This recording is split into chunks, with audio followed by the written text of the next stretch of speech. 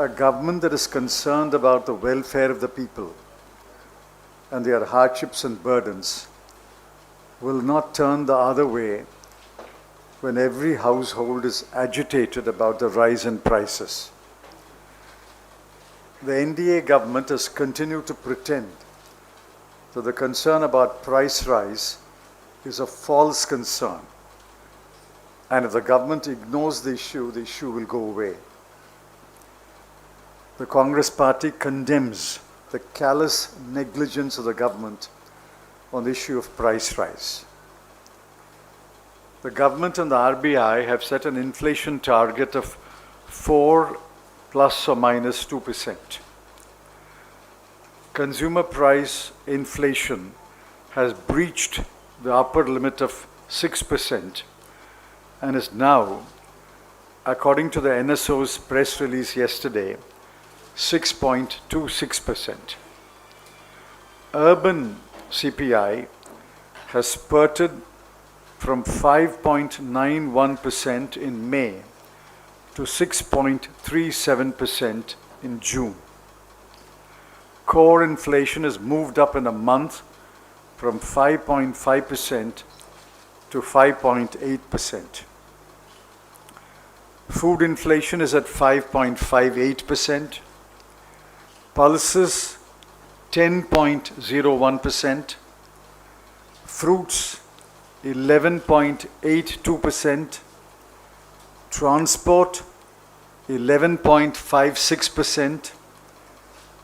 Fuel and light 12.68%. Oils and fats 34.78%. Will the government please tell the people what they should eat, how they should light their homes, and how they should go to work?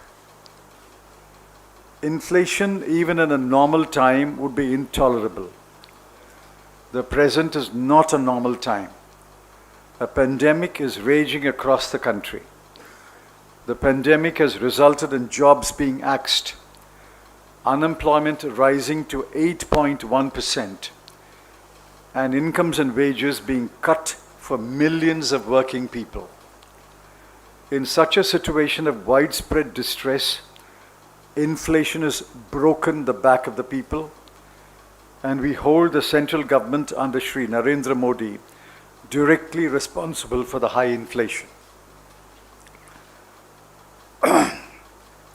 This inflation has not been caused by a spurt in demand.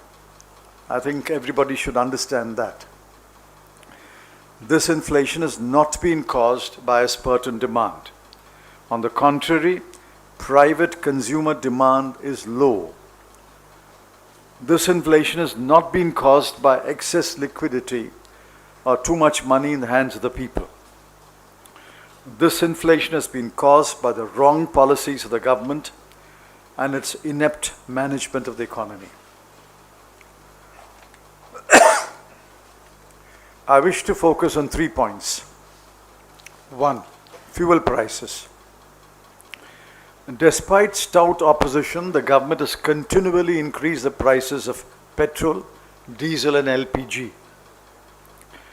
The price in Delhi today of petrol is rupees 100.91 per litre, and of diesel is rupees 89.88 per litre. In Mumbai, they are rupees 106.93 per litre and rupees 97.46 per litre respectively. LPG price in Delhi is rupees 835 per cylinder. In Patna, it is 933 per cylinder. None of these prices is justified by the price of crude oil, which is around $75 a barrel. When crude oil price was $125 a barrel, the UPA government was able to provide petrol at rupees 65 a litre and diesel at rupees 45 a litre. The sole reason for the exorbitant prices is a levy of cesses by the government. Total cesses levied by the central government on petrol and diesel are rupees 33 per litre and rupees 32 per litre respectively. Through these cesses alone, the central government collects approximately rupees 4.2 lakh crore every year. I repeat that number, 4,20,000 crore rupees every year, and keeps all that money to itself. This is exploitation and greed of the worst kind. We will raise it in Parliament, and I'm sure other opposition parties are equally concerned. So I suppose when the parliamentary parties' leaders meet and they draw up the agenda for Parliament, a full discussion on inflation will be at the top of the agenda.